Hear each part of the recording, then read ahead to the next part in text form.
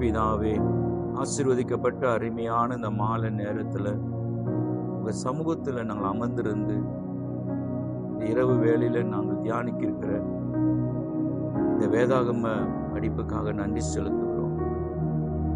தூய ஆவியானவர் குறித்து கற்றுக்கொள்கிற நாங்கள் இயேசு கிறிஸ்து மூலமாய் பிதாவை கொண்டு கொள்ளப்பட்ட பரிசுத்த ஆவியானுடைய ஊழியங்கள், அவர் எங்களுக்கு செய்திருக்கிற நன்மைக்கு எதுவான காரியங்கள், அவருக்குள்ள இருக்க ஆழமான ரகசியங்களை அறிந்து கொள்வதற்கு, புரிந்து கொள்வதற்கு தெளிவான சிந்தை எங்களுக்கு உண்டாகட்டும்.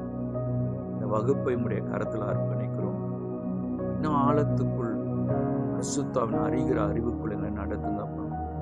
இந்த நிமிஷத்திலிருந்து இந்த சூழ்நிலையை நீங்கள் பொறுப்படுத்தி இதை வழி நடத்துங்க. இயேசுவின் நாமத்தில் ஜெபிக்கிறோம் நல்ல பிதாவே, ஆமென், ஆமென். சரி, இன்றைக்கு இந்த பரிசுத்த ஆவியானவர் குறித்து மூன்றாவது பாடம் என்னன்னா, ஆவியானவருக்கு விரோதமாக செய்யக்கூடாத 3 காரியங்கள். ஆவியானுக்கு விரோதமாக செய்யக்கூடாத 3 காரியங்கள். ஒன்றாவது, மத்தேயு எழுதின சுவிசேஷம் 12ஆம் அதிகாரம் 22 நம் வாசிப்போம் என்றால், ஒன்றாவது ஆவியானுக்கு விரோதமாக செய்யக்கூடாத காரியம் ஆவியானவரை தூஷிக்க கூடாது. இந்த மத்தேயு எழுதின சுவிசேஷம் 12ஆம் அதிகாரத்துல இயேசு பரிசுத்த ஆவியானவர் கொண்டு ஒரு இடத்துல நான் தேவனுடைய வரனால பிசாசை துரத்தணும் சொல்லுவாரு, இன்னொரு இடத்துல சொல்லப்பட்டிருக்கும், இன்னொரு இடத்துல நான் பரிசுத்த ஆவினால பிசாசை துரத்துகிறேன். இந்த மத்தேயு எழுதின சுவிசேஷம் 12ஆம் அதிகாரத்துல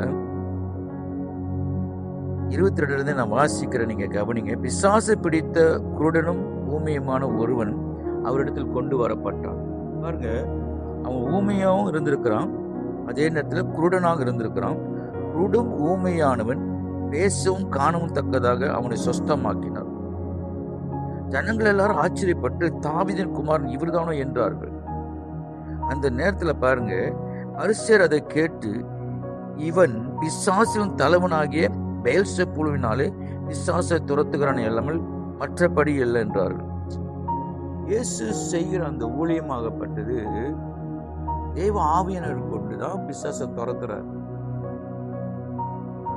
பைபிள்ல எல்லா பாவங்களும் மன்னிக்கப்படும். நீங்க போய் 1 யோவான் 1ஆம் அதிகாரம் 9ஆம் வசனத்தை வாசினா, பாவங்களை அறிக்கையிட்டால் எல்லா பாவங்களும் மன்னித்து அநியாயங்களை கழுவி நீக்கி சுத்திகரிப்புல இயேசு உண்மை உள்ளவராக இருக்கிறான்னு எழுதப்பட்டிருக்கு.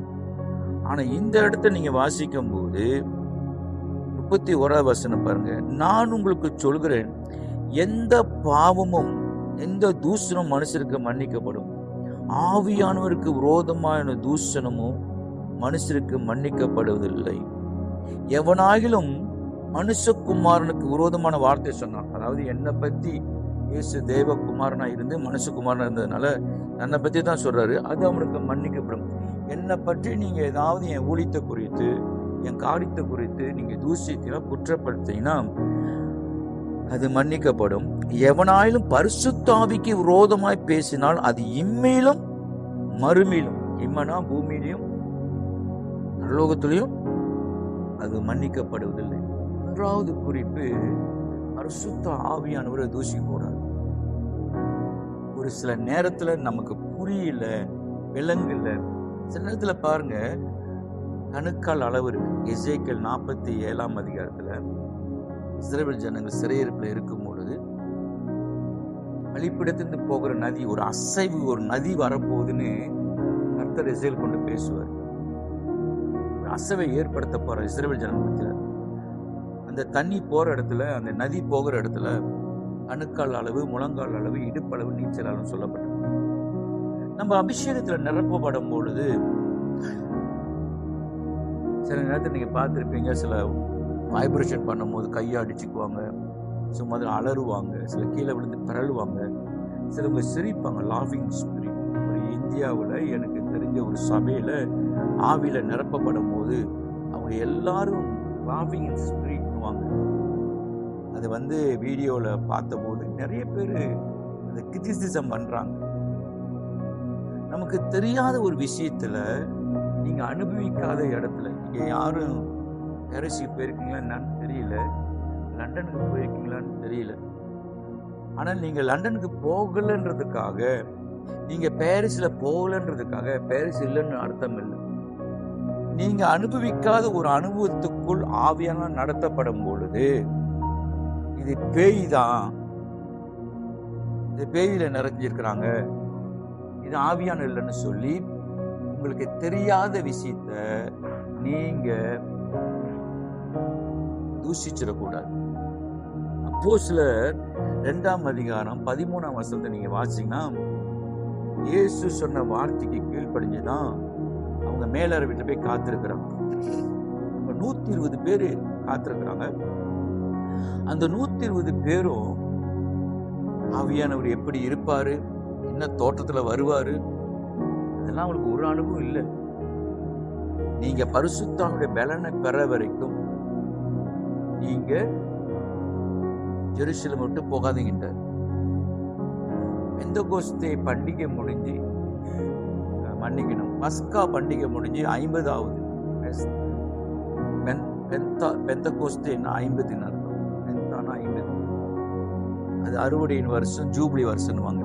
பஸ்கா பண்டிகை இஸ்ரவேல் ஜனங்கள் எகிப்திலிருந்து மீட்கப்பட்டதுக்கு அடையாளமாக செய்வாங்க. 40வது 10 நாளுக்கு பிறகு 50வது நாள்ல இந்த பெந்தெகோஸ்தே பண்டிகை கொண்டாடப்படும். அந்த நாளில பரிசுத்தன் ஊற்ற பொழுது மேலறை வீட்டுல முத அவங்க என்ன செய்யறாங்கன்னா, அந்த அனுபவத்துல இது பிகம் ஸ்பீக், என்னுடைய மகத்துவங்களை பேசினாலும் எழுதப்பட்டிருக்கு.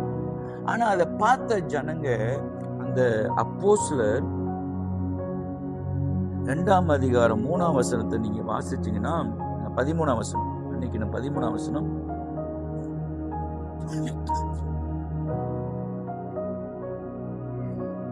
பாருங்க 12ஆம் வசனத்துல 11ஆம் வசனம், அங்க இருக்கிற ஏறக்குறைய 18 தரப்பினர் இருக்கிறாங்க. வேற வேற மாநிலத்திலிருந்து நாடுகளிலிருந்து வந்த ஜனங்கள் 18 பேர் இருக்கிறாங்க. நீங்க எண்ணி பார்த்தீங்கன்னா 18 பேர் குறிப்பிட்ட இனத்தவர் அங்க இருக்கிறாங்க.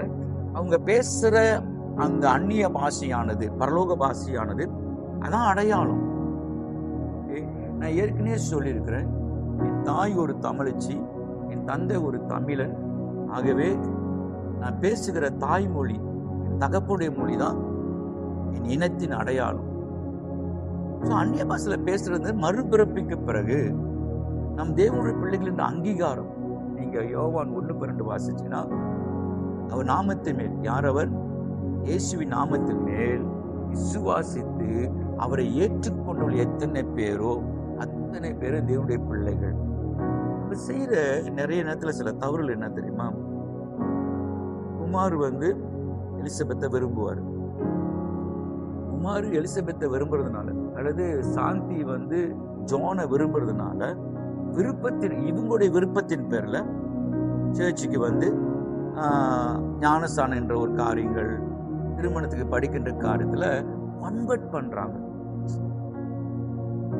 அந்த அடிப்படையில் தான் நிறைய பேர் வராங்க. தவிர இயேசு என்கிறவர் யார், அவரை ஏன் நான் ஏற்றுக்கொள்ளணும், அவர் எதுக்கு இந்த பூமிக்கு அவருடைய மரணத்தின் பிறப்பு, இதெல்லாம் விளங்கி கொள்ளணும். இது ரொம்ப முக்கியம். இல்லைன்னா நாளைக்கு குமாரோ இல்லை எலிசபெத்துக்கிட்டே குறைகள் வரும் பொழுது, அவர் இந்த பொண்ணுக்காக தான் சபைக்கு வந்தாரே தவிர personal experience with the holy spirit, personal experience with God இல்லாதனால அவங்க நாளைக்கு பின்மாற்றத்துல போற வாய்ப்பு இருக்கு. ஆவியான தொடுதல்ன்றது ஆவியான நிரப்புறது அது தனிப்பட்ட ஒரு அனுபவம். இந்த அனுபவத்துல போகாதவங்க பாருங்க, இந்த அந்நிய பாஷையில பேசும்போது, நீங்க வரதுக்கு முன்னாடி சொல்லிட்டு இருந்தேன், 2 வாரங்கள ஒரு வாரம் அந்நிய பாஷை வியாக்கியானம் பண்ற வாரம், இன்டர்பிரேஷன்.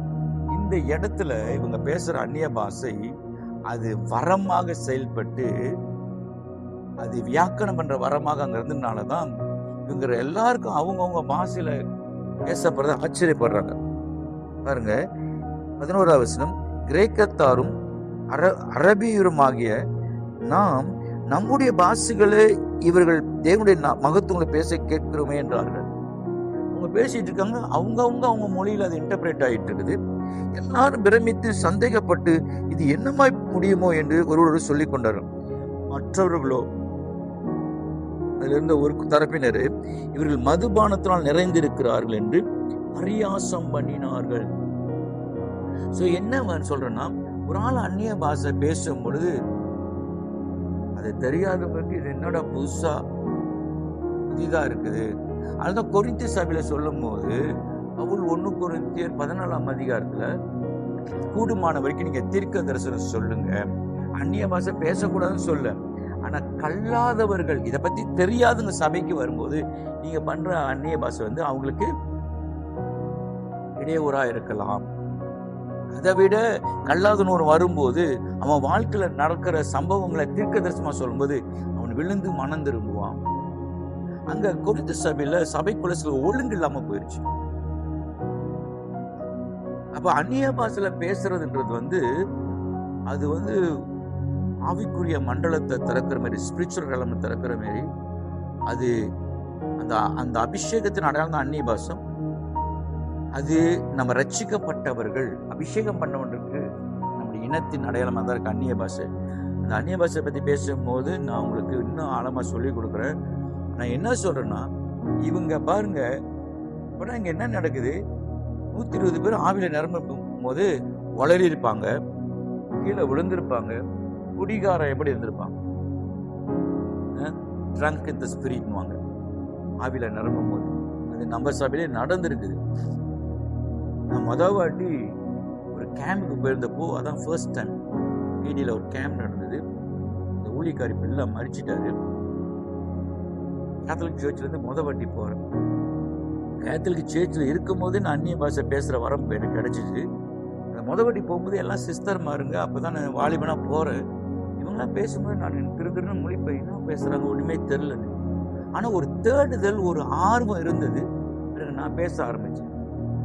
ஆனா இந்த கேம்புக்கு போகும்போது அந்த ஊழியக்கார் இப்ப இருக்கிற பெனியின் மாரி அவர் கோட்டை தூக்கி வீசினாரு பாருங்க, எல்லாரும் உளுந்து பரல்றாங்க. நான் நின்று வேடிக்கை பார்த்து இருக்கிறேன், என்னடா நடக்குது, இது உண்மைதானே?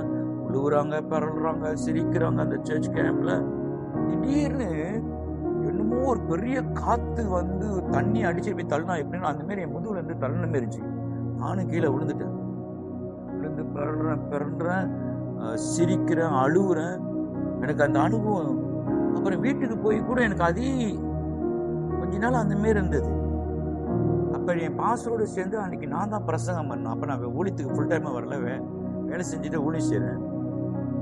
அப்ப திடீர்னு பிரசங்கம் பண்ணும்போது திடீர்னு அந்த டைம்ல ஒரு சீசன் இருந்தது. ஈவன் காஜாங் ஏஓஜி சர்ச்சில் கூட அங்க எனக்கு தெரிஞ்ச ஒரு ஊழியக்காரருடைய சபையில எல்லாரும் சிரிக்க ஆரம்பிச்சிட்டாங்க அந்த அந்த சீசன்ல. அதே என்னை ஞாயிற்றுக்கிழமை நம்ம சபையில நடக்குது. என்னுடைய சீனியர் பர்சன் கண்ணத்துல கழிச்சு பார்த்துக்கிட்டே இருக்கிறாரு, என்னடா நடக்குது. அவர் சிரிக்கல, சீரியஸ் அவரை அக்செப்ட் பண்ண முடியல மட்டும் தெரியுது. சிலவங்க அழுகுறாங்க, நான் கையே வைக்கல, அழுகுறாங்க, சிரிக்கிறவங்க அழுகுறாங்க, என்னென்னமோ நடக்குது. என்ன சொல்ல வரேன்னா, இயேசு பிசாசை துரத்துறாரு, நோய்கள் சுகமாவது, அவனுக்குள்ள இருந்த குருடும் செவிடுமான ஆவி அவனை விட்டு போகும்போது, இது பேய கூட தான் பேய ஓட்டுறாரு சொல்லி தூசிக்கும் போது இயேசு சொல்றாரு, எந்த குற்றங்களும் பாவங்களும் மன்னிக்கணும், ஆவியானுக்கு விரோதமா பேசக்கூடாது, தூசிக்கூடாது. உங்களுக்கு தெரியலையா, தெரிஞ்சிக்க முயற்சி பண்ணுங்க. அதை பத்தி பகுடி பண்றது, பரியாசம் பண்றது, தூசிக்கிறது இது பண்ணவே கூடாது. அதை இயேசு சொல்றாரு, என்னை பத்தி நீங்க என்ன வேணா பேசிட்டு போங்க, ஆனா ஆவியானுக்கு விரோதமா பேசுங்க. ஒன்னாவது, ஆவியானுக்கு விரோதமா செய்யக்கூடாத காரியம், அவருடைய கிரியைகளை விளங்கலன்னா விளங்கிக் கொள்ள முயற்சி பண்ணுங்க, விளங்காத பட்சத்துல தூசிக்காதீங்க. இரண்டாவது, ஆவியானவருக்கு விரோதமா செய்யக்கூடாத காரியம், எபேசியர் 4ஆம் அதிகாரம் 30வது வசனம். எபேசியர் 4:30. அடுத்தவங்க வாசிங்க. அங்க என்ன போட்டிருக்குன்னா, ஆவியானவரை துக்கப்படுத்தாதீங்க. அது ஆங்கில மொழிக்குள்ள போய் நீங்க வாசிச்சீங்கன்னா, ஆவியானவரை காயப்படுத்தாதீங்க.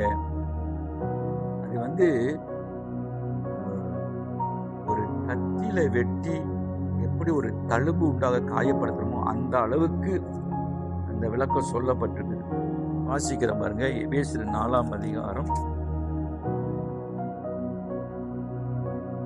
30வது வசனம், நீங்கள் மீட்கப்படும் நாளுக்கென்று, சொல்லுங்க, மீட்கப்படும் நாளுக்கென்று. நீங்க போய்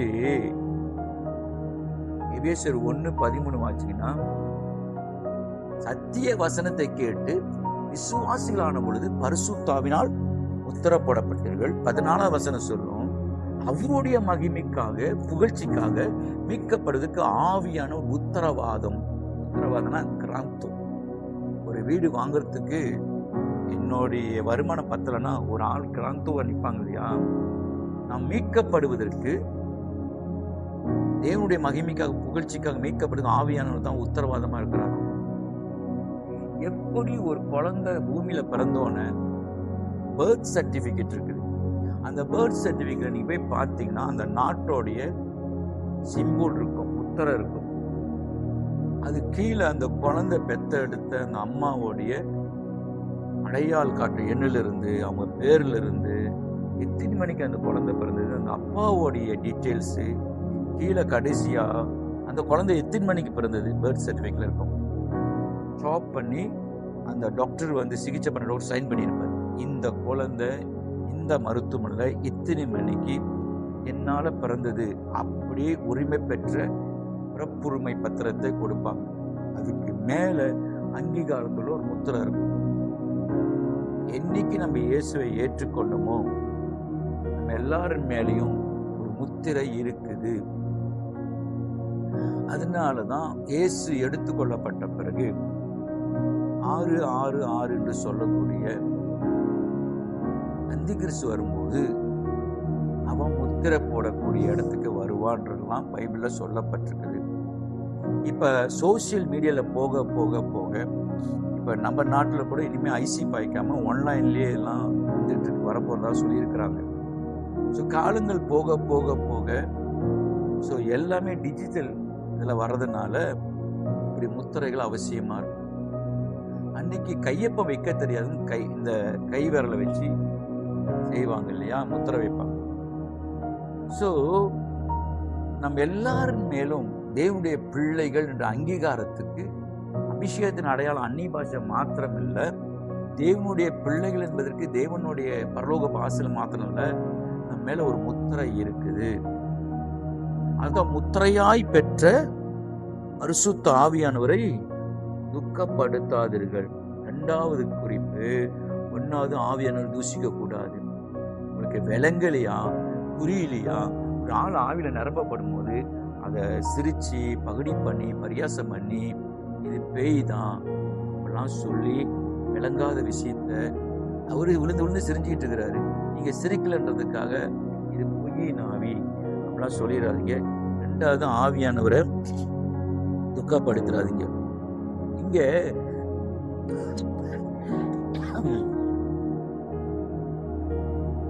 இங்க வந்து பவுல் பேசும் பொழுது 24ஆம் வசனத்திலிருந்து பாருங்க. சரி, இங்கே இருந்து வாசிக்கிறேன். இயேசுவினிடத்தில் 21ஆம் வசனம், சத்தியத்தின்படி, இயேசுவினிடத்தில் உள்ள சத்தியத்தின்படியே, இயேசுகிட்ட நீங்க பார்த்த உண்மை, ட்ரூத், சத்தியத்தின்படியே நீங்கள் அவரிடத்தில் கேட்டறிந்து அவரால் போதிக்கப்பட்டீர்களே, அந்தபடி நீங்க எந்த சத்தியத்தை கேட்டீங்க, எப்படி போதிக்கப்பட்டீங்களோ, முந்தின நடக்கூடிய மோசம் போகும் இச்சைகளால் கெட்டு போகிற பழைய மனுஷனை நீங்கள் களைந்து போட்டு. இங்க வந்திருக்கிற எல்லாருமே காலையில போட்டிருந்த சட்டைய வேலை விட்டு வந்து கழட்டி போட்டுட்டு இப்ப ஒழிச்ச புதிய சட்டையை போட்டுக்கிற மாரி நமக்குள்ள அந்த பழைய சுபாவத்தை அதை களைஞ்சி போட்டுட்டு உங்க உள்ளத்துல புதிதான ஆவி உள்ளவர்களாகி உண்மையான நீதியிலும் பரிசுத்தத்திலும் தேவனுடைய சாயலா சிருஷ்டிகள் புதிய மனுஷனை தரித்துக் கொள்ளுங்கள். அதுல எது புதிய மனுஷன் எது பழைய மனுஷன்றத 25ஆம் வசனத்துல வாசிச்சுன்னா விளங்கும். நாம் ஒருவருக்கு ஒருவர் அவைங்களா இருக்கிறபடினால். இருக்கிறீங்களா, கேட்கிறீங்களா? கிறிஸ்து சரீரம், நம்ம எல்லாம் அவயங்கள். 1 Corinthians 12 சொல்லுவோம், ஒரு அவையும் பாடுபட்டா ஒரு அவையை என்ன செய்யணும், உதவி செய்யணும். உடம்புல கண் இருக்கு, காது இருக்குது, கண்ணோட உதவி கைக்கு தேவை, கையோட உதவி கண்ணுக்கு தேவை. என்னதான் கண்ணு பார்த்தாலும் அந்த பொருளை தூக்குறதுக்கு கை வேணும். என்னதான் கை போய் தூக்க முடிஞ்சாலும் அந்த இடத்துக்கு போகிறது காலோட உதவி வேணும். என்னதான் காலோட உதவி இருந்தாலும் சிந்திக்கிறதுக்கு முளைப்பு, இது எல்லாமே இந்த சரீரம் இயங்குவதற்கு கடவுளால் படைக்கப்பட்ட விசேஷ படைப்புகள். அதே போல சபைக்கு சரீரம் கிறிஸ்து, எல்லாருடைய உதவியும் இருக்கணும். அங்கே ஒரு யூனிட்டி, ஒரு ஒற்றுமை இருக்கணும். ஸோ நம்ம ஒருவருக்கு ஒரு அவங்களா இருக்கிறபடினால் பொய்யை கலைந்து, இதெல்லாம் பழைய மனுஷன், அவன் பிறனுடனே மெய்ய பேச கடவுள். நீங்கள் கோபம் கொண்டாலும், அப்ப கோபம் கொள்ள முடியும். இந்த கோபத்தோடைய எண்டிங் என்னவா இருக்குன்னு பார்க்கணும். பாவம் செய்யாதிருங்கள், சூரியன் அஸ்தமிக்கிறதுக்கு முன்னதாக. அதாவது சூரியன் மறந்து உங்கள் எரிச்சல், காலையில இருந்த கோபம் சாயந்தரத்துக்குள்ள எரிச்சல் ஆயிருச்சு. அடுத்த வருஷம் வந்து பிசாசுக்கு இடம் கூடாதுங்கள். திருடுகிறவன் இனி திருடாமல் புறச்சூழலுக்கு கொடுக்கத்தக்கதாக தனக்கு உண்டாயிருக்கும்படி தன் கைகளினால் நலமான வேலை செய்து பிரயாசப்படக்கூடும். கெட்ட வார்த்தை ஒன்றும் உங்க வாயில, கெட்ட வார்த்தை வேற, கொச்ச வார்த்தை வேற. கொச்சப்படுத்தி பேசுறது வேற. கெட்ட வார்த்தைனா நீ உருப்பட மாட்ட, சனியை செத்துதான் போவ, நீ வேணா பாரு, இதெல்லாம் மாடு மேய்க்கிறது, இதெல்லாம் கெட்ட வார்த்தை. அதாவது ஒரு ஆளை கற்ற வார்த்தையா இருக்கணும், எடுக்கிற வார்த்தையா இருக்கக்கூடாது. இப்படி பேசிட்டாங்கன்னா அவங்க எத்தனையோ நாள மன அழுத்தத்துல போவாங்க. இருக்கிறீங்களா? பாருங்க, அடுத்த வசனம் சொல்லுது, பக்தி விருத்திக்கு ஏதுவான நல்ல வார்த்தை உண்டானால் அதையே கேட்களுக்கு பிரயோஜனம் பண்ணுவாங்க பேச. இதெல்லாம் புதிய மனுஷன், உள்ளத்துல புதிய மனுஷன். அவங்க மற்றவங்களை என்கரேஜ் பண்ணணும், உன்னால முடியும், மோட்டிவேஷனா பேசணும், விசுவாசத்துக்கு எதுவா பேசணும். நம்ம பேசுறது பக்தி விருத்திய உண்டாகும். மரியாளுக்கு குழந்தை பிறக்கிற செய்தி வந்த பொழுது சொல்ல, உன் இனத்தாளாகிய எலிசபெத் இப்ப அவங்க பிரெக்னனா இருக்கிறாங்க, 6 மாதமா இருக்கிறாங்க. உடனே அதை பார்க்கறதுக்கு மரியாள் போகும் பொழுது, அவங்க கவனிச்சிருக்கலாம் என்னன்னு தெரியல, மரியாள் போய் எலிசபெத்தா வாழ்த்துவாங்க. வாழ்த்துன உடனே எலிசபெத்துடைய வயிற்றில் இருந்த யோவான் ஸ்தானன் குழந்தை துள்ளும். அவங்க உடனே சொல்லுவாங்க, என் ஆண்டவருடைய தாய். எம்மாவுஸ் சீசரோட இயேசு நடந்து போகும்போது அவர் பேசின வார்த்தை அவங்க இருதயத்துல ஒளிந்து விட்டு எரிந்தது. உங்க அபிஷேகத்தை அணைத்து போடுற மாரி, உங்களுடைய ஆசீர்வாதத்தை கெடுக்கிற மாரி பேசுற வார்த்தையெல்லாம் நீங்க பேசக்கூடாது. அடுத்தது, இப்ப அன்றியும் அப்படி பேசும்போது மேல உள்ள காரியங்கள் தான் பரிசுத்தான துக்கப்படுத்துற ஒரு காரியம். சகல விதமான கசப்பு, கோபம், மூர்க்கம், கூக்குரல், தூஷணம் மற்ற எந்த துர்க்குணமும் உங்களை விட்டு நீங்க கடவுது. ஒருவருக்கு ஒருவர் தயவு மன உருக்கமா இருந்து கிறிஸ்துவுக்குள் தேவன் உங்களை மன்னித்தது போல நீங்க ஒருவரை மன்னிங்க. சில நேரத்துல செய்யற சில விஷயங்கள் ஆவியானவர் யாரு, நான் எனிசாவை கத்திட்டேன்னு நினைக்கிறேன். எனிசாக்குள்ள இருக்கிற ஆவியானவர் அது இவங்க அழுவும் போது ஆவியானவர் அழுகிறாரு. நீங்க கணவன் மனைவி உறவுல கூட நீங்க இப்படி இருந்தீங்கன்னு வைக்கொள்ளுங்களேன். அப்பா அம்மா பிள்ளைகளை கூட, எங்க அப்பா கவலைப்படும் போது கூடவே பரிசுத்தாவின் வேதனைப்படுறாரு, எங்க அப்பா துக்கப்படும் போது பரிசுத்தம் துக்கப்படுற இடத்துக்கு வந்தீங்கன்னா நீங்க ரொம்ப அம்மா அப்பாவை கணவன் மனைவி உறவுல கனப்படுத்த ஆரம்பிச்சிருவீங்க. அதெல்லாம் நான் அடிக்கடி ஃபீல் பண்ணுவேன். நான் மட்டும் அழுவல, என்னுடைய வேதனையில் ஆவியான பங்கெடுக்கிறேன். யாரு வேணா துக்கப்படு. இப்ப ஏஞ்சல் துக்கப்பட்டுட்டாங்கன்னா, எலிசா ஒரு அம்மா தானே பேசுனுச்சு, அம்மாவை தான் தெரியுமே, அம்மா எப்பயும் அப்ப பேசிடுவாங்க, அப்புறம் அவங்க உன்னை மன்னிச்சிருவாங்க, விடுன்னு அது ஆறுதல் படுத்தும். ஆவியனை துக்கப்படுத்தினா யாரும் ஆறுதல் படுத்தும்? உங்களை யாரும் துக்கப்படுத்தினா யாராவது ஒரு ஃப்ரெண்டு இல்லை அம்மா இல்லை யாராவது உங்களை ஆறுதல் படுத்த முடியும்.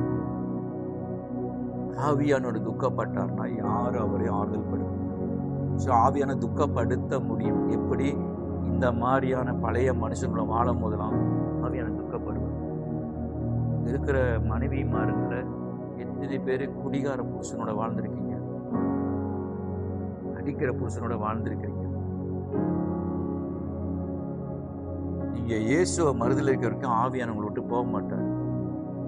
இந்த குடிகார புருஷனோட, அடி வாங்குற புருஷனோட மனைவி டிவோர்ஸ் ஆகாமையே அதே வீட்டுல துக்கப்பட்டுக்கிட்டு கவலைப்பட்டுட்டு வேதனைப்பட்டிருக்கிற மாரி தான் ஆவியானவரும் எப்போ நம்ம மனம் திரும்புன்றதுக்கு அப்பப்போ அவர் நமக்கு உதவி செஞ்சுக்கிட்டு, ஆனால் வேதனையோடு தான் இருப்பார், துக்கத்தோடு தான் இருப்பார். ஏன்னா அவருடைய வேலையே இயேசுக்கு சொல்லிட்டு போன வார்த்தையை நிறைவேற்றணும். ஆபத்தை குறித்து அவர் அப்பப்போ யோசிச்சு, ஆனால் சந்தோஷமா இருக்க மாட்டார், ரொம்ப வேதனையோடு தான் இருப்பார். அதுதான் ரட்சிக்கப்படாதவங்களுக்கு அவங்க என்னதான் பாவம் செஞ்சாலும் அந்த பாவம் தவறுன்னு உணர்த்தக்கூடிய ஆவியான இல்லாதனால தான் அவங்க எதையும் தைரியமா செய்ய முடியுது. கடைசியா என்ன செய்வாங்க, ஒரு காலகட்டம் வந்தானே கோயில போய் ஒரு பிரார்த்தனை பண்ணி பொருத்தனை பண்ணி பரிகாரம் செய்வாங்க. நம்ம அப்படி இல்லை. ஆனா என்னுடைய ஆவிக்குரிய அனுபவத்துல பார்க்கிறேன், சர்ச்சில் பார்க்கிறேன், ஒரு சிலர் இன்னமும் எனக்கே தெரியும் இவங்களுக்கு இவங்க மேல வருத்தம் இருக்குன்னு அன்னைக்கே மாற்றாங்க, கடினமா இருக்கிறாங்க. அதனாலதான் அல்டிமேட்டான மிக சிறந்த காரியங்களை நம்முடைய லைஃப்ல பார்க்க முடியும். தேவனுக்கு அடுத்த காரியம் ஒன்னாவது ஆவியான தூசிக்கூடாது. ரெண்டாவது காரியம் ஆவியான விரோதமா செய்யற காரியங்கள், செய்யக்கூடாத காரியங்கள், துக்கப்படுத்தக்கூடாது. அப்படின்னா அவர் துக்கப்பட முடியும், துக்கப்படுத்த வாய்ப்பு இருக்கு, துக்கப்படுத்தாம பார்த்துக்கொள்ளுங்க. போக மாட்டார், உங்களை விட்டு போக மாட்டார். நீங்க எப்படி ஒரு கட்டண புருஷனோட காயப்பட்டாலும் அடிபட்டாலும் நஷ்டப்பட்டாலும் பிள்ளைங்களுக்காக வாழ்ந்துட்டு இருக்கீங்க, ஆனா நீங்க வேதனையோடு தான் வாழுங்க, துக்கத்தோடு தான் வாழுங்க, நிம்மதி இல்லாம வாழ்ந்துட்டு இருப்பீங்க. அது போலதான் வெயிட் பண்ணிக்கிட்டே இருப்பார், துக்கப்படுத்துறாரு. மூணாவது ஆவியானவருக்கு விரோதமாக செய்யக்கூடாத மூணாவது காரியம் 1 தெசலோனிக்கேயர் 5ஆம் அதிகாரம் 19ஆம் வசனம். 1 தெசலோனிக்கேயர் 5:19. அங்க சில ஆலோசனைகளை பவுல் சொல்லுவாரு. எப்பொழுதும் சந்தோஷமா இருங்க 16ஆம் வசனம். இடைவிடாமல் ஜெபம் பண்ணுங்கள் 17ஆம் வசனம். 18ஆம் வசனம் எல்லாவற்றும் ஸ்தோத்திரம் செய்யுங்கள், அப்படி செய்வதே கிறிஸ்து இயேசுக்குள் உங்களை குறித்து தேவனுடைய சித்தமா இருக்கிறது. 19ஆம் வசனம், ஆவியை அவித்து போடாதீர்கள். அது ரோமன் கேத்தலிக் பைபிள் ரொம்ப அழகா இருக்குது. தூய ஆவியின் செயல்பாட்டை தடுக்க வேண்டாம். ஆவியை அவித்து போறனா என்னன்னா, ரோமன் கேத்தலிக் பைபிள்ல தூய ஆவியின் செயல்பாடு, ஆவியோடைய கிரியைகளை நம்ம என்ன செஞ்சிடக்கூடாது, அவித்து போறனா இடையூறு பண்ணக்கூடாது, தடுத்துடக்கூடாது. அது மலாய் பைபிள்ல எப்படி போட்டிருக்குன்னா, ஜங்கன்லா படம் கண்ட்ரோ, ஜங்கன்லா படம் கண்ட்ரோ, ஆவியா நிச்சயப்படாது. எப்படின்னா, ஆராதனை நடந்துட்டு இருக்குது, எல்லாம் அபிஷேகத்தில் நிரம்பிட்டு இருப்பாங்க, அந்த நேரத்துல நம்ம நடந்துக்கிட்டு டிஸ்டர்பன் பண்ணிக்கிட்டு, நீங்க பெனிஹினுடைய கான்ஃபரன்ஸுக்குலாம் பார்த்துருக்கேன் நான், அவருடைய வீடியோவில். அவர் ரொம்ப கான்சன்ட்ரேஷனாக இருப்பார், ரொம்ப அனாயிட்டில் மூவ் பண்ணும்போது சமத்துல கையை நீட்டி ஏசுவார். அந்த நான் பார்த்துருக்குறேன், அந்த ஜனங்க கான்சன்ட்ரேட் பண்ணாமல் ஏதாவது பண்ணிட்டு இருந்தாங்கன்னா உடனே அங்கே அவங்கள கரெக்ட் பண்ணுறதை நான் பார்த்துருக்கேன். பண்ணும்போது ஏன்னா அந்த ஆவியோட அந்த மூவ் பண்ணு அந்த நேரத்தில் பாருங்க, நம்ம அப்போ தான் ஃபோன் எடுத்துகிட்டு போவாங்க.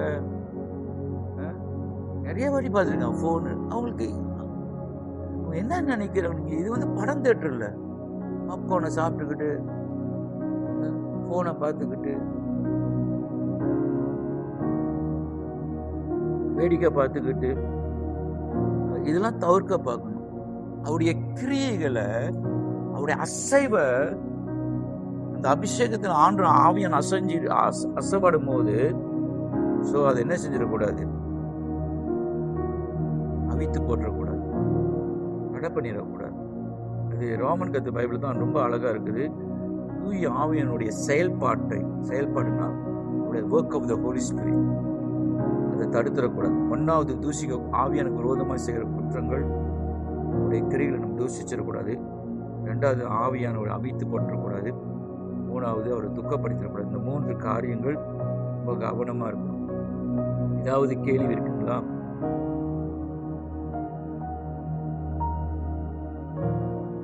சரி, கேள்வி இல்லைன்னா சொல்லுங்க, என்ன கேள்வி?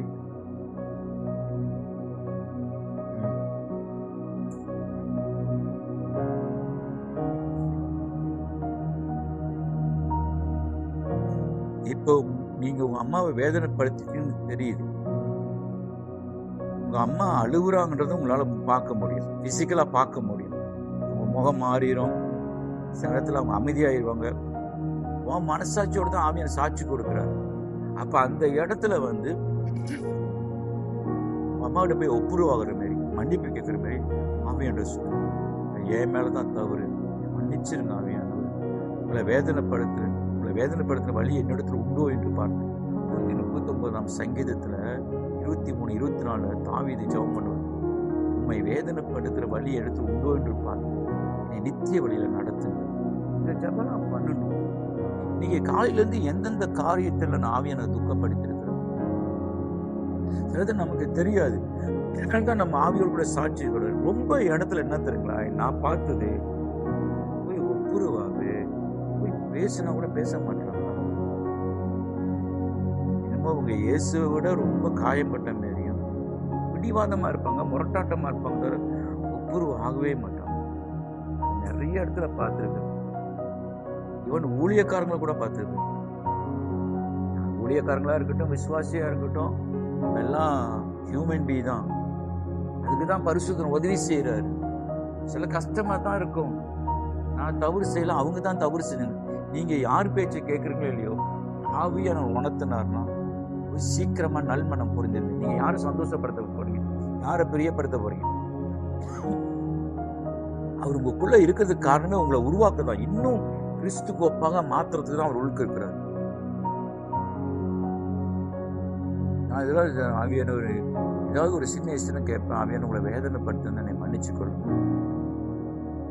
உங்களை துக்கப்படுத்தினா மன்னிச்சுக்கொள்ளும். அதான் நான் எவ்வளவு சீக்கிரம் நான் ஒப்புரவாகிட்டே இருக்கேன். அதை செய்வது நல்லது. வேற யாராவது கேள்வி இருக்குங்களா? நான் சொல்லுங்க.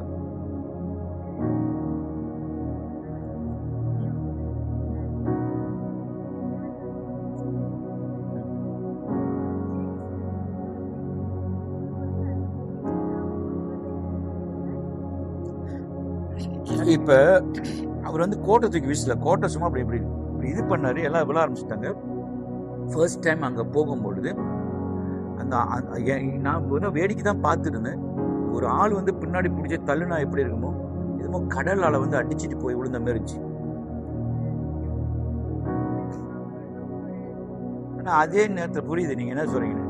இப்ப பெனிஹின் இருக்காரு இல்லையா, அவர் வந்து எப்படி இந்த அனுபவத்துல இப்படி ஆனார்னா, கேட்ரிக் புல்மன் ஒருத்தனுங்க, அவங்கள போயிட்டு நீங்க பிளாக் அண்ட் ஒயிட் அந்த காலத்தில் உள்ளதில் போய் பார்த்தா கேட்ரிக் புல்மன் ஒரு அம்மா இருந்தாங்க, அவங்களுடைய கூட்டத்தில் போய் தான் பெனிஹின் இந்த இடத்துக்கு வந்தார். எலியாவை பார்த்து தான் எலிசா, இயேசுவை பார்த்த சீஷர்லாம் இயேசுவோட டபுளா இது நிழல்பட்டு சொல்லணும். இந்த தேடுதல் ரொம்ப முக்கியம், தேடுதல் கண்டடுதல். நான் எதிர்பார்க்கவே இல்லை. என் வாழ்க்கையில நான் பாட்டு பாடும் போது ராகமா பாடாதனால அன்னைக்கு என்னோட காலத்துல என்னைய பகுடி பண்ணாங்க. அப்ப எனக்கு ரொம்ப அது வேதனையா இருந்தது. அந்த டைம்ல ஃபாதர் பர்க்மன்ஸ் வந்து சிங்கப்பூருக்கு வந்து ஒரு ஸ்ரங்கன்ன்ற இடத்துல எங்கிலிக்கன் சர்ச்சில் மீட்டிங் நடக்கும்போது அவர் கையாலே ஞானஸ்தானம் பெறக்கூடிய ஒரு சாக்கியம், ஒரு வாய்ப்பு எனக்கு கிடைச்சிச்சு.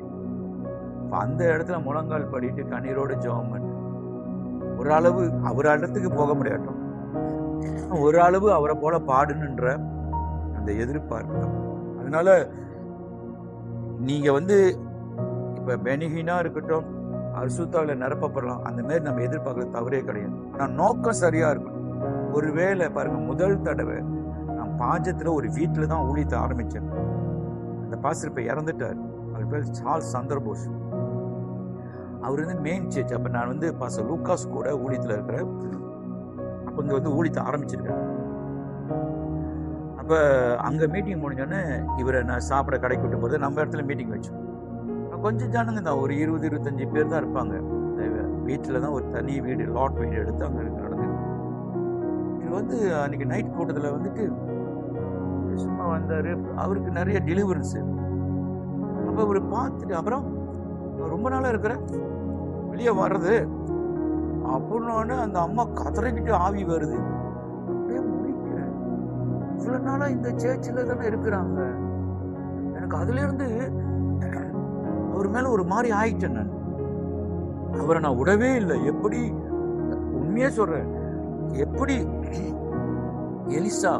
எலியா எடுத்துக்கொள்ளப்பட போறதுக்கு அவர் முன்னாடியே சுத்தினாரோ, கடைசியா அவருக்கு தெரிஞ்ச ஒரு குடும்பம் சராசில நான் தான் ஏத்திட்டு போனேன்.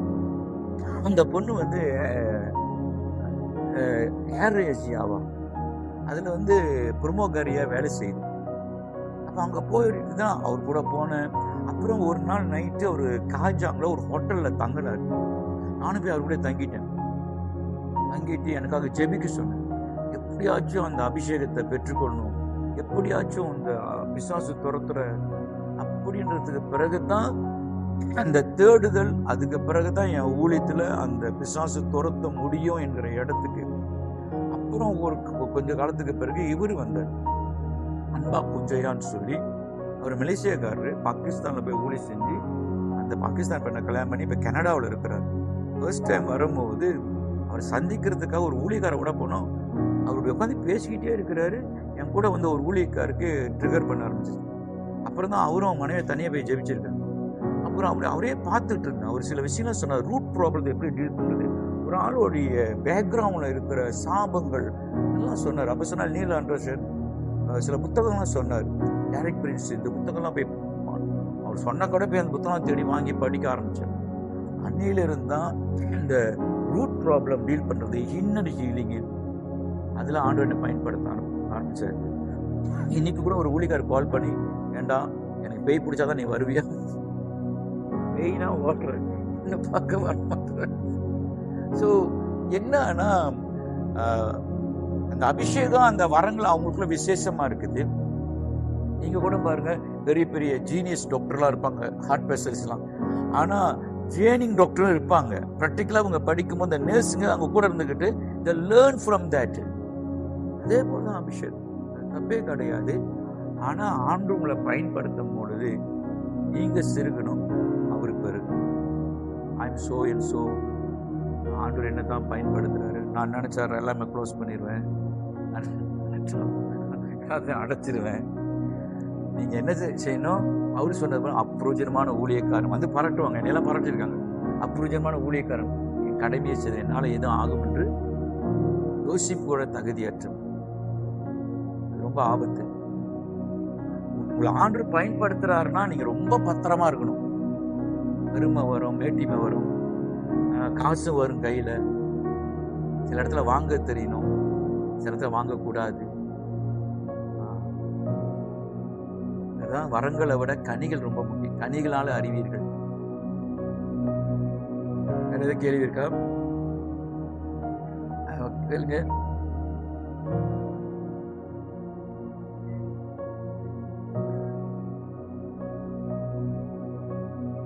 மறுபடியும் சொல்லுங்க. அதே யோவான் 1:12, என்னை விசுவாசிக்கிறேன் எவனும், இல்ல அது இல்லை. யோவான் 1:12 அவர் நாமத்தில் விசுவாசித்து அவர் ஏற்றுக்கொண்டு அத்தனை பேர் தேவனுடைய பிள்ளைகள்.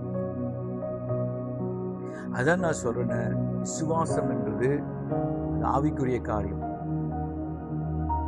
இயேசு ரட்சகர் ஆண்டவர் என்பதை நீங்க தான் தீர்மானிக்கணும். அதே போலதான் வரங்கள் கூட ரொம்ப படிச்சிருக்கலாம் வேணாம், விசுவாசத்தால் நடக்கும் அடையாளங்களாக எந்த அளவுக்கு விசுவாசிக்கிறேன், என்னால பிசாசை தொடர்பு முடியும். இயேசுவை விசுவாசித்து நீங்க கை வச்சு ஜெபம் அற்புதம் நடக்கும். அந்த இடத்துக்கு நீங்க வரமாட்டீங்க. நீங்க என்ன செய்யுங்க, நான் விசுவாசியா இருக்கிறேன் வந்திருப்போம். தவிர நான் ஒண்ணு சொல்றேன்னு, எத்தனை பேருக்குள்ள பரிசுத்தாவின் இருக்குன்னு நம்புறீங்க? எல்லாருக்குள்ள பரிசுத்தாவின் இருப்பார். அவங்க எல்லாருக்குள்ளேயும் வரங்கள் இருக்குது. அந்த வரங்கள் படிக்கும் போது ஒவ்வொரு வரத்தை நமக்கு சொல்லிக் எந்த வரம் எப்படி கிஃப்ட் ஆப்ரேட் பண்ணி. நீங்க என்ன செய்யறீங்கன்னா, இங்க இருக்கிற எல்லாருக்கும் அக்கௌண்ட் இருக்கா, பேங்க் அக்கௌண்ட்ஸ் இருக்கு. அந்த அக்கௌண்ட், அந்த காசு எப்ப கூடுதலா போகும், நீங்க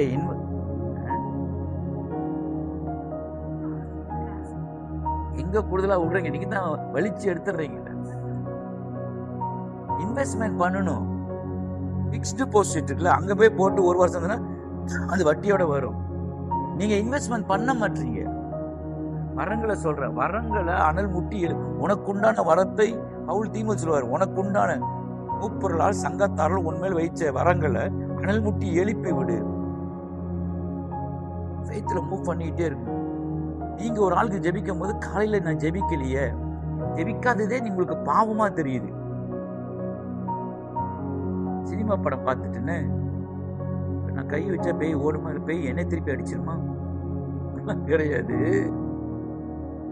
அந்த நேரத்துல நீங்க வந்து கண்டாமினேஷன்ல போகாதீங்க, உங்களை குற்றப்படுத்தாதீங்க. விசுவாசத்தை நடக்கும். புரியுதுங்களா? வேற ஏதாவது கேள்வி இருக்கா? கேளுங்க.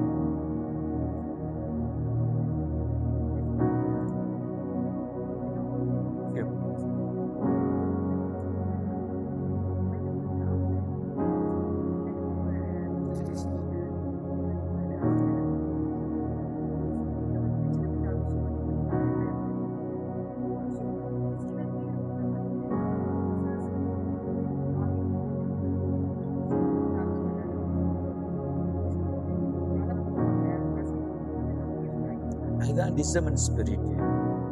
பல வருஷத்துக்கு முன்னாக ஒரு சபைக்கு போனப்போ ஒரு அம்மா, நான் சொல்லியிருக்கிறேன், கண்களை மூடி அப்படியே உருக்கமா ஜெபிக்கிறாங்க. ஜெபம் பண்ணா கண்ணில் தண்ணீர் வடியுது.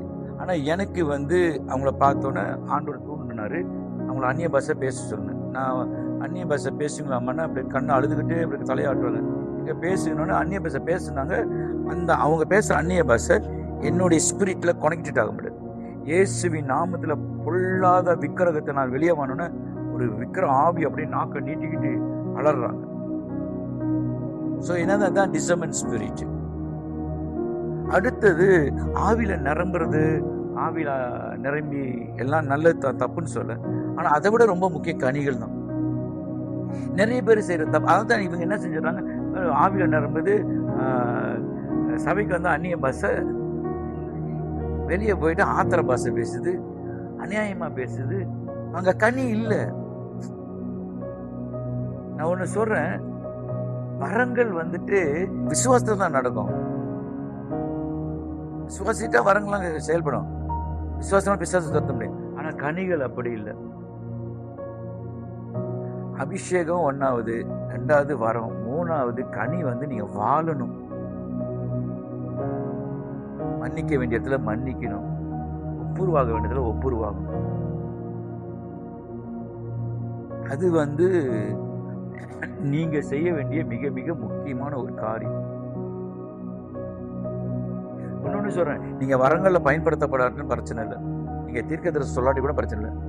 ஆனா கனியில தான் நீங்க கடைசியா ஊழியமா இருக்கட்டும், வாழ்க்கையாக தீர்மானிக்கப்படும். அதனால கனி ரொம்ப முக்கியம்.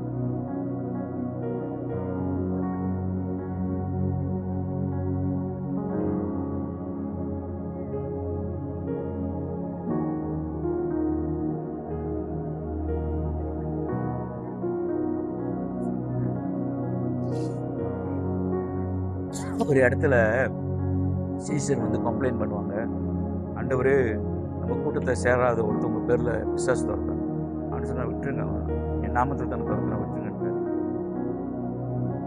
இப்ப நீங்க விசுவாசத்தோடு வரீங்க, அவருடைய நாமத்துல தான் நடக்குது. ஆக்சுவலி நான் என்ன செய்யறேன்னா, உங்க காரை எடுத்துக்கிட்டு ஓடிட்டு போறேன். ஆனா பாக்குறவங்களுக்குலாம் இந்த கார்னா இவ்வளவு லக்ஸரியா இருக்குன்னு சொல்லுவாங்க. ஆனா காரு கொடுத்தவர் வந்து ஓனர் வேற. அதே நேரத்துல ஒரு காலகட்டம் தான் ஆபத்தான இடத்துல இருக்கிறோம். நடக்கும், அவரோட பேர்ல தானே செய்யறாங்க. அதுதான் ஒரு இடத்துல வந்து எல்லாரும் அப்போஸ்தல காலத்துல வீடு கூட அங்கெல்லாம் ஊழியம் நடக்குது. அப்ப அப்போஸ்தலன் பேயெல்லாம் ஓட்டிட்டு இருக்கிறாங்க. ஒருத்தர் வந்து கேட்பாரு, இந்த கிருபை எனக்கு வேணும், இந்த வரத்தை எனக்கு கேட்கும். அப்போஸ்தல நடப்பில் இருக்கும், பணம் கொடுத்து வாங்குவாரு, வாங்குறதுக்கு வருவாரு. அது ஒண்ணு. இன்னொருத்தர் இடத்துல வந்து பேய் ஓட்டுவாங்க. அந்த பேயே சொல்லும், எனக்கு பவுலையும் தெரியும், எனக்கு இயேசுவும் தெரியும், உன்னை யாரும் தெரியும். நீங்க அது அப்போஸ்தல நடபடி புத்தகத்துல இருக்கு. ஒருவேளை நான் வந்து சில மனம் திரும்பாத இடத்துல இருந்துகிட்டு ஊழியத்துல அல்லது இருந்தேன்னா எவ்வளவு சீக்கிரமா மனம் திரும்பாத நல்லது. நான் எந்த இடத்துல எங்க எப்படி நிக்கிறேன்றது தேவனுக்கு தெரியும். அதுதான் தூய ஆவியானுடைய வேலையை நம்மள சரியான இடத்துல நடத்துறதுக்கு உதவி செய்யறாரு. நம்மளால மேற்கொள்ள முடியாத சில விஷயங்கள் இருக்கு இல்லையா, அதான் ஒரு உதவியாளர் இந்த மாதிரி சில விஷயத்துல நமக்கு உதவி செய்வார். அது ஆபத்து தான், ஆனா ஓடும். அவர் நாமத்துல பிசாசை நம்ம துரத்த முடியும். அந்த நாமத்தை எப்படி கனப்படுத்துறது ரொம்ப முக்கியம். வேற எதுவும் கேள்வி இருக்குங்களா? பரவாயில்லையே, இந்த முறை நிறைய கேள்வி கேட்குறீங்க.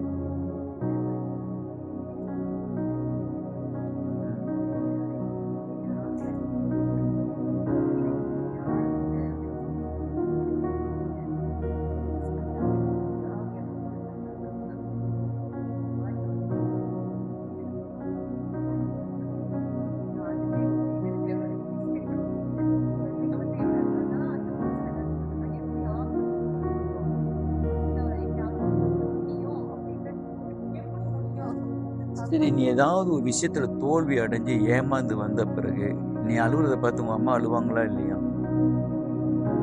உங்க அம்மா துக்கப்படுவாங்களா இல்லையா? அதே போலதான். அதுக்கு தான், ஏன்னா அந்த அனுபவத்துக்குள்ள இவர் வரல. அதாவது நான் உங்களை வேதனைப்படுத்துறது, ஆவியானவங்க வேதனைப்படுவார்ன்ற அந்த எக்ஸ்பீரியன்ஸ்குள்ள வராதனால தான் துணிகரமா சில விஷயத்தை செய்யறோம். முடியாது நம்ம சொன்னா கூட. அதாவது ஒரு ஆள் அந்த அனுபவத்துல போக முடியாது. நீங்க ஏன் ஒப்புருவாக பாக்குறீங்கன்னா பாருங்க, ஆவியானவர் யாரு? அவர் ஒரு நபர், அவர் ஆவி இல்லை, இஸ் அ பர்சன். அவர் உங்களுக்குள்ள இருக்கிறாரு. அதனால்தான் பவுல் சொல்றாரு, விபச்சார பாவத்தை நீங்க மேற்கொள்றன்னா நீங்க தேவட ஆலயமா உங்களை பாருங்க. 1 Corinthians 5 விபச்சாரக்காரி அந்த சபையில நடந்திருக்கும். அதான் சொல்லுவாரு. அப்ப அந்த தாட்ஸ் வராதுன்னு நான் சொல்ல மாட்டேன், அந்த எண்ணம் வராதுன்னு சொல்ல மாட்டேன்.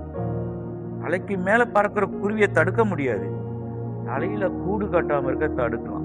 எண்ணங்கள் அப்படிதான். மாமிசமும் அதன் ஆசை இச்சை. இயேசுவே சொல்றார், ஒரு பெண்ணை இச்சையோட பார்க்க முடியுது, யாருமே மறுதலிக்க முடியாது. ஆனா அந்த தூண்டுதல் வரும்பொழுது நான் யாரு? பொண்ணு தூண்டுறாங்க தானே. யோசேப்பு அவர் பரலோகத்துக்குரிய காரியங்கள், எதிர்காலத்தை குறித்த காரியங்கள் கனவு கண்டுட்டு இருக்கிறாரு. இன்னொருத்தருடைய மனைவி தவறான விஷயத்தில் தூண்டும் போது அவர் ஒண்ணு சொல்றாரு, ஒன்னாவது என் தேவனுக்கு விரோதமாய் பாவம் செய்வது எப்படி? செய்ய முடியும். ஆனா அந்த இடத்துல இந்த இடத்துல தேவன் இருக்கிறார் என்ற அந்த எண்ணம் தான் அவர் அதுல இருந்து ஜெயிக்க வச்சு. ஒன்னு சொல்லுவாரு, உன் புருஷன் எல்லாத்தையும் என்னை நம்பி என்னை கொடுத்துட்டு போயிருக்கிறார், ஒன்ன தவிர அதில் நான் உண்மையா இருக்கும். 2வது, என் தேவனுக்கு செய்யற இந்த தவறு என் தேவனுக்கு செய்யறது விரோதமா போயிடும். அப்புறம் பார்த்தாரு, இங்க இருந்தா எனக்கு ஆபத்துன்னு சொல்லித்தான் இந்த இடத்த விட்டு ஓடுறாரு. அந்த பெண்மணி என்ன செஞ்சிட்டாங்க, போத்திபாருடைய மனைவி அவருடைய ட்ரெஸ்ஸை எடுத்து வச்சுக்கிட்டு அவர் மேல ஒரு பழிய சாட்டி அதுக்காக சிறைக்க போறாரு. 30 வயதுல சிங்காசனத்துல அன்று அமர வைத்தார். அதனால உங்களுக்கு நான் என்ன சொல்றேன்னா, உங்களுக்குள்ள ஆவியான் இருக்கிறபடினால உங்களை துக்கப்படுத்துறவங்களை மத்தியில உங்க ஆவியை நீங்க காத்துக்கொள்ளுங்க. You not alone when you cry. நீங்க அழும்பொழுது, நீங்க கஷ்டப்படும் போது, உங்களை ஒருத்தர் அவமானப்படுத்தும் போதெல்லாம் அந்த இடத்துல ஆவியானவன் அவமானப்படுத்தப்படுறாரு, நீங்க ஒண்டி இல்லைன்றத அவர் மார்புல சாஞ்சி கொள்ளுங்க, அவர் மடியில சாஞ்சி கொள்ளுங்க. அது இப்பெல்லாம் ஸ்டேட்டஸ்ல போறது, அப்பெல்லாம் போறதை விட்டு ஒரு மடியில போய் நல்ல முடியல, ஆவியானவர் என்ன செய்யறதுன்னு எனக்கு தெரியல, செத்து போலான்ற எண்ணம் எனக்கு வருது. சொல்லும் போது எனக்கு ஒரு மாதிரி அழுவு, ஒரு மார்புல சாஞ்சி அவரை கட்டி பிடிச்சி ஒரு மடியில படுத்து. நீங்க அந்த அனுபவத்துல போனதான் யாரையும் ஹர்ட் பண்ண மாட்டீங்க. நம்ம அந்த அனுபவத்துல போகல, நம்ம ஒன்னும் கணுக்கால் அளவுல தான் இருக்கு, சிலங்க முழங்கால் தான். அதனாலதான் அந்த ட்ரிகர் பண்ணுது. அதுதான் நீங்க ஜெப நேரத்துல மட்டும் ஆவியான சார்ந்துடக்கூடாது. ஒவ்வொரு நிமிஷம், ஒவ்வொரு வினாடி, ஒவ்வொரு மணி நேரம், ஒவ்வொரு நாள், ஒவ்வொரு பொழுது, காலையில கார்ல போக முடியும். எங்க கார்ல போய்கிட்டு எப்படி எப்படிங்க நீங்க பட்டுன்னு சிக்னல் போடுறீங்க, பட்டுன்னு வளையறீங்க, பட்டுன்னு பிறகு உங்களோட கான்சன்ட்ரேஷன் இந்த கையெல்லாமே இந்த வேஸ் எப்படி டர்ன் ரைட் டர்ன் லெஃப்ட் அப்படிலாம் சொல்லுதோ அது போல உங்க மனசு கணக்கா கொண்டு போகுது. கண்ணாடி பாக்குறீங்க, சைட் பாக்குறீங்க, கார் வருதான், அவ்வளவு கவனம் ஓட்டுற நீங்க ஏன் பரிசுத்த ஆவியினால கார்ல உட்கார்ந்து ஃபீல் பண்ண முடியாதோ? அதனாலதான் அவங்களுக்கு தெரியும். இப்ப சரி, நீங்களும் பிறக்காத முன்னுக்கு பவுல் இப்படி சொல்றாரு சபைக்கு, அது பொய்யா? துக்கப்படுத்த முடின்ற இடத்துக்கு வந்தா தானே நீ கசப்பை விடுவ, கோபத்தை விடுவ, எரிச்சலை விடுவ. இங்க ஒருத்தர் துக்கப்படுறான்ற இந்த மனநிலைக்கு வந்தா தான் இதை நீ மாத்தி அமைக்க முடியும். நான் என்ன செஞ்சாலும் யார் என்னை செய்ய மாட்டேன் இல்லைங்க. கான்சிக்வென்ஸ் விளைவு இருக்கு. Very good. நல்ல நல்ல கேள்வி கேட்டீங்க. வேற எதை கேள்வி இருக்குங்களா? டைம் ஆயிடுச்சு. அடுத்த வாரம் நம்ம தொடர்ச்சியா இன்னும் சில ஆழமான காரியங்களை பார்ப்போம். ஏதாவது கேள்வி இருக்கா? Very good. மறுபடியும் சொல்றேன், 3 காரியங்கள் ஆவியானுக்கு விரோதமா செய்யக்கூடாத 3 காரியங்கள். ஒன்றாவது, ஆவியானுடைய கிரியைகளை, அசைவுகளை நம்ம என்ன செஞ்சிடக்கூடாது. எது பிசாசு ஆவி, எது தேவனுடைய ஆவி, எது ஆவியோட மூவ்மெண்ட், இதை தெரியாட்டினா அமைதியா இருந்துருங்க. இல்லைன்னா ஊழியர்கிட்ட போய் கேளுங்க. இதை போய் நீங்க வெளியில இருந்து தூசிச்சிடாதீங்க. எல்லா குற்றங்களும் மன்னிக்கப்படும். ஆவியானுக்கு விரோதமாய் அவருடைய அசைவை அது விரோதமா பேசணும், மன்னிக்கப்படாதுன்னு இயேசுவே சொல்றாரு. பாவத்தை மன்னிக்க வந்தவர், பாவத்துக்காக தண்ணியே பலியா ஒப்பு கொடுத்தவரே சொல்றாரு, ஆவியானுக்கு விரோதமா பேசுறேன். தேவனுடைய வரனால நான் பிசாசை துரத்துறேன், தேவனுடைய ஆவினால பிசாசை துரத்துறேன். அன்னைக்கு பிசாசை கொண்டு பிசாசை துரத்திருக்காங்க. அதனால அவங்க சொல்றாங்க. ஓகே, ஹீலிங் ஆனது, சுகமானது கூட பிரச்சனை இல்லை. அவர் மேல உள்ள வெறுப்பு. நமக்கே நம்மளை விட நல்லா இருந்தாங்க, நமக்கே ஒரு இது இருக்கும். ஏன்னா கட்டுத்தனமா சம்பாரிச்சது, எவனை ஏமாத்தி சம்பாரிச்சதுன்னு நம்ம சொல்லுவோம் சில நேரத்தில். அந்த மாதிரி தான் ஆவி குறிக்காது. 2வது, ஆவியான துக்கப்படுத்தாது. அதுதான் ஒரு ஹஸ்பண்ட் ஒய்ஃப் அப்பப்ப சின்ன சின்ன இடையூறுகள், இடைஞ்சல் வரதான் செய்யும்.